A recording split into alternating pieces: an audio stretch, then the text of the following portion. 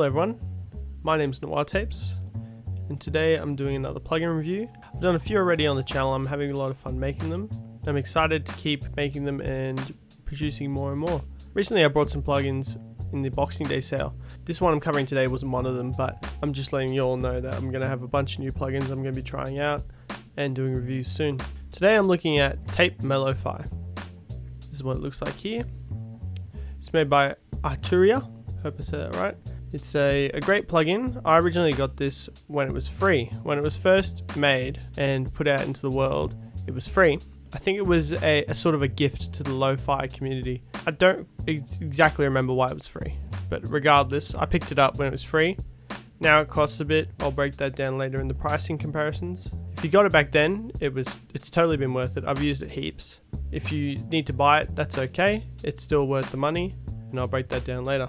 So at the moment, I'll do a quick breakdown of the plugin and I'll run you through. We'll go top to bottom, left to right, go through different sections. It's not super busy and everything's pretty straightforward in this plugin. That's why I love it. I don't use the presets very often, but I also haven't tried them myself. So they might be good, who knows. I normally just start with the plugin on default and add what I want because I usually know what I want to add to the sound when I reach for it.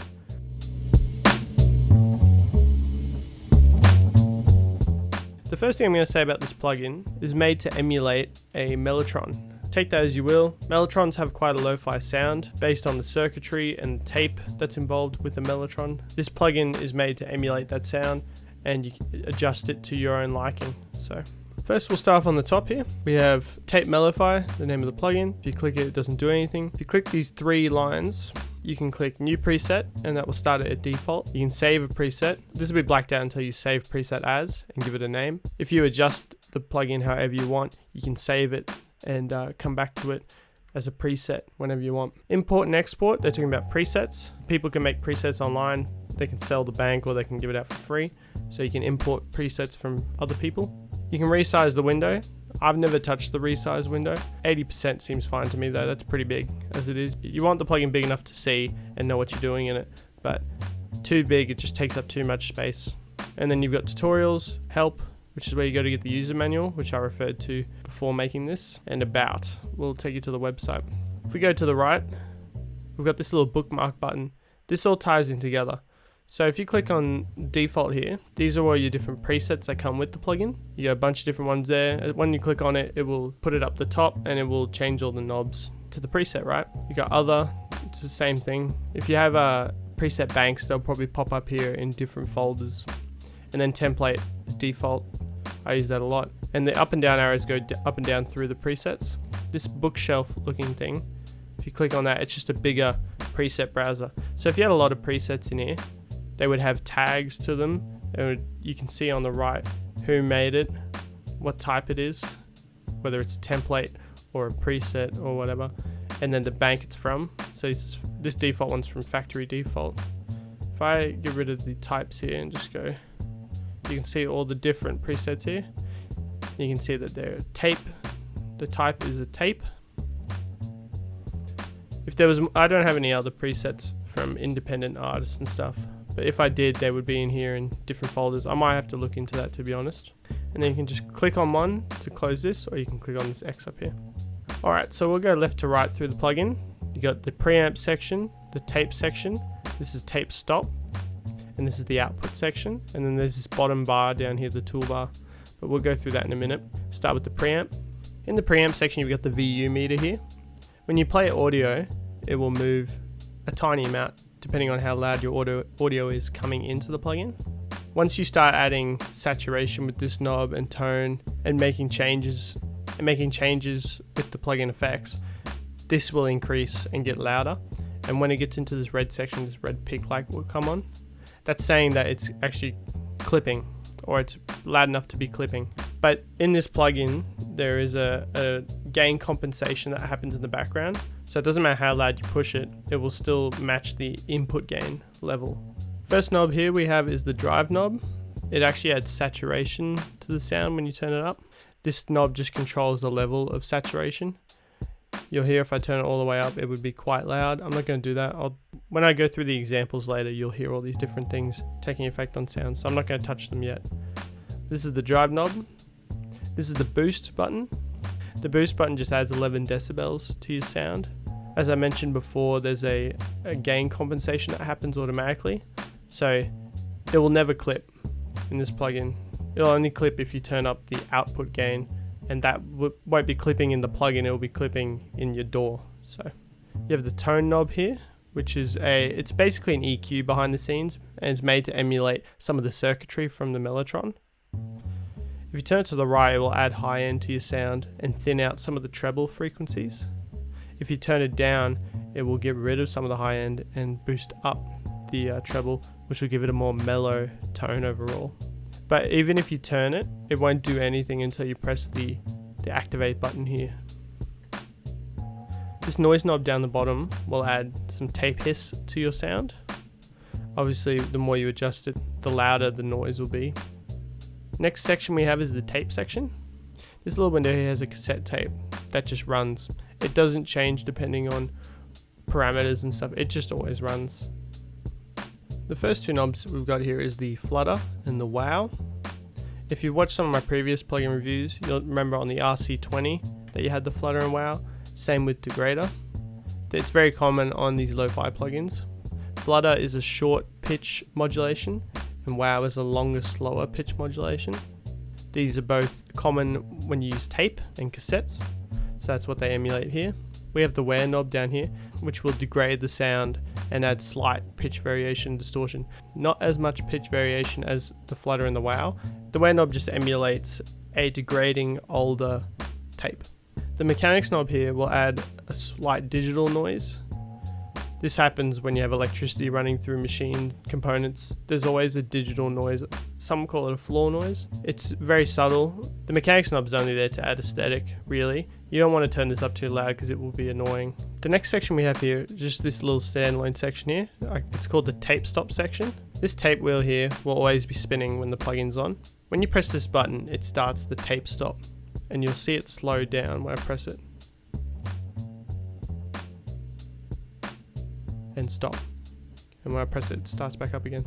This is made to emulate when you press stop on a tape recording. It'll slow down and stop, right? And you can change the length down here of how long it takes for it to come to a full stop. This is set to match the tempo of your DAW, so 1 bar will be equal to 1 bar at any BPM in your DAW. I love using this section in a lot of my beats. I love the way it sounds when the tape stop's in effect. You can automate this button here and just change, however long you want it to stop. And then you can automate the button at any point in your beat and it will just stop. It's great. The last section on the right here is the output section. Firstly, we have a bypass switch. You can see if it's up, it's on. If it's down, it's off. This red light will be on as well. So if I click it, turns off the plugin, turns it back on. This is the output knob. It controls the gain after the plugin has taken effect on a sound. Down here we have the filter. When it's in the middle here, facing this dot, it doesn't do anything. If you turn to the left, it acts as a low pass, getting rid of the high frequencies.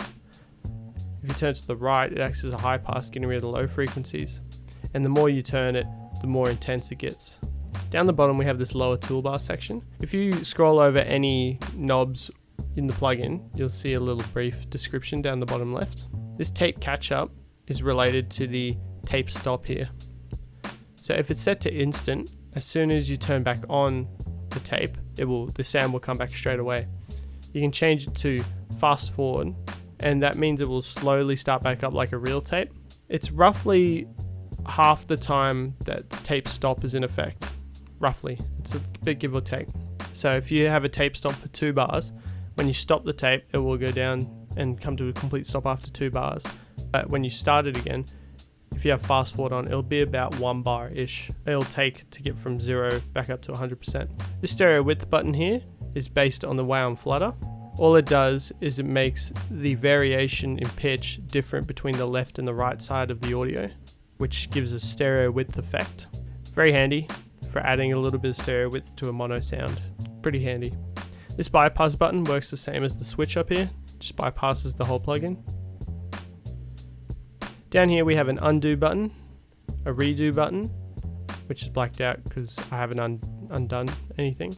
And then this little 3 lines down here is a list of the changes I've made, and I can click on any of them to revert back to that. And lastly, in the very bottom right, we have a CPU meter here, which just shows how much CPU this plugin's using by itself, not the whole DAW.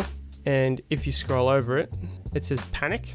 All that does is if the CPU was running really hot and it was maybe freezing the audio or something, say you have a lot of plugins going in a DAW session at once, and this plugin's on the end, and you can hear once you make changes, it starts to crackle and pop and the audio is becoming really glitchy, you can click on panic and it will just stop all the audio going through this plugin straight away. I've never used the panic button. I barely look at the CPU myself. Alright, that's the plugin walkthrough done. Now I'm going to give some examples. I've got a few chords here. I would only ever use this on chords and melodic components. Sometimes I use it on bass. If I'm trying to make a bass sound like an old sample, I might do that to add some high-end tone, add a bit of saturation to bring the bass up. Nothing crazy, but I wouldn't use this on drums really, unless you're really trying to give it a vintage sound like it's coming from tape, which is possible. Like, if you're making a drum loop for a drum kit or something, absolutely, you could run this through and add tape and make it sound like an old drum loop from a sample or something, but I don't use it on drums really.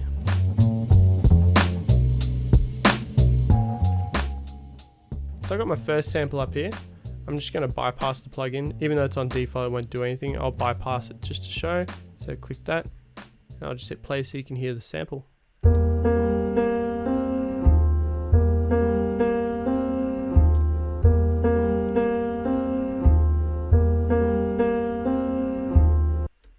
So it's kind of lo-fi already, the sample. It's a perfect lo-fi candidate actually. It's a nice piano loop. You could definitely add some lo-fi drums to it and it would work fine. So I'm going to click the switch again to turn it back on. The first thing I would do, it depends on the situation. I know this sample has bass in it, so I'm going to get rid of the bass because I would want to come through later in a beat and add my own bass. So I'll turn up the filter to the high pass just until the bass has been subdued a bit.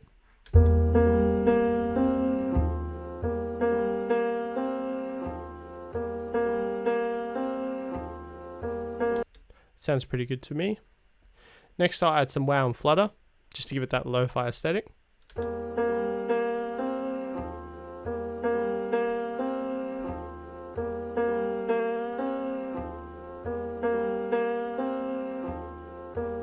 You don't want to go too overboard with these because it will sound unpleasing and really hard to listen to.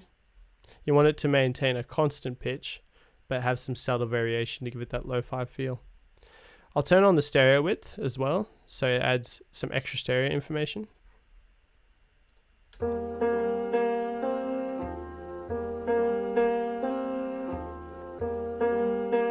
It's very subtle with the sample. With the next sample, you'll hear that the stereo width is much more emphasized. Alright, next I'm going to add some wear, only a subtle bit, just to degrade the sound a little.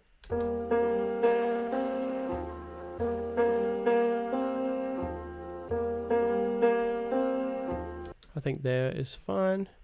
I'll add a little distortion just to give it some high end as well. And you can see as I turn up, the VU meter starts to bounce.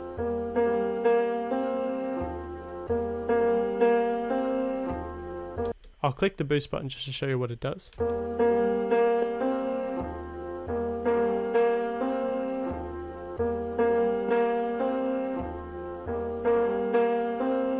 You can hear that even though it's peaking over the top, it only adds a little bit of artifacting because it's being brought back down by the gain compensation. I don't want that on. Next I'll turn on the tone and add a little bit of tape sound.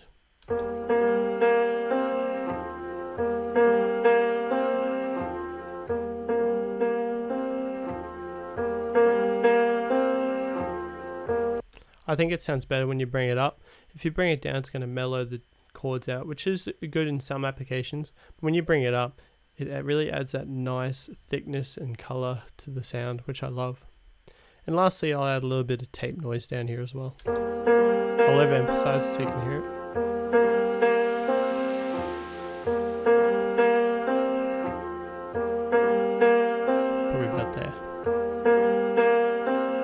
So you can hear it sounding very lo-fi.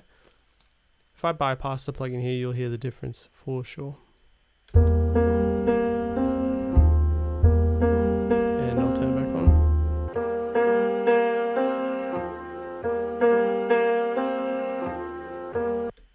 Sounds just like an old sample now. Now I'm going to bring this back to default. I'll do the same thing with these chords over here as well, just to show you a different example. This sample sounded like it was from an actual song, right? Whereas this chord sounds like someone's made it with their own Rhodes or something.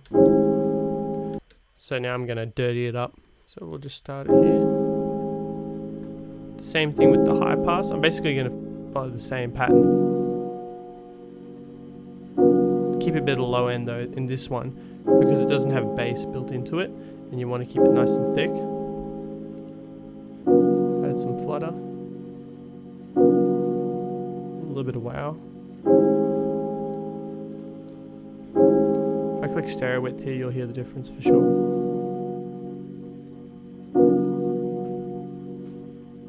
I'll add a bit of tape tone to the sample as well.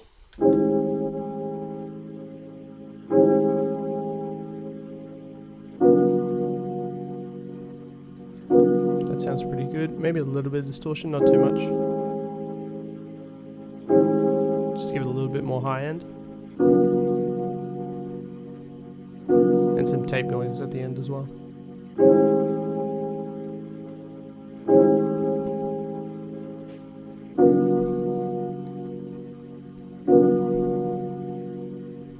So this is before.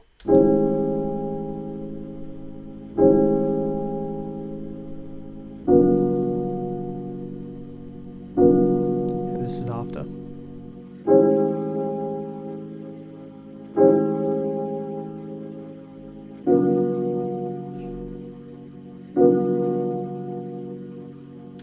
Okay, I've showed you some examples here. Now I'm going to do a pricing comparison with some similar plugins.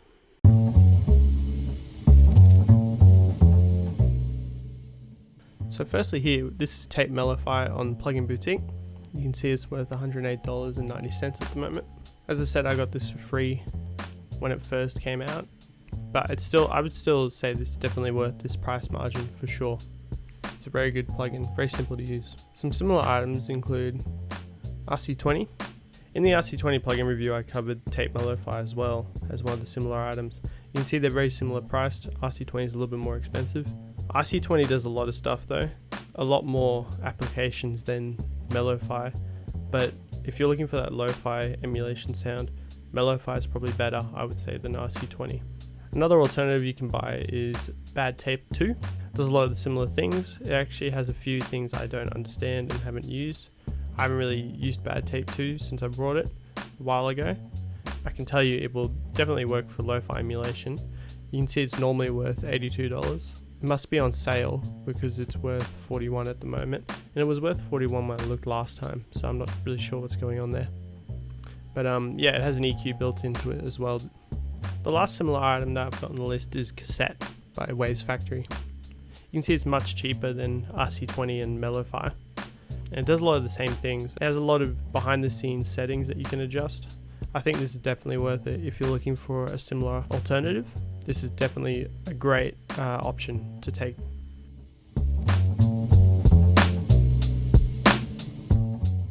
And that's that. Thank you for watching my walkthrough / review of Tape Mello-fi. I would definitely pick this up if you have the opportunity. It's a great plugin for lo-fi emulation and adding dirtiness to your samples. And thank you for watching. I'll see you next time.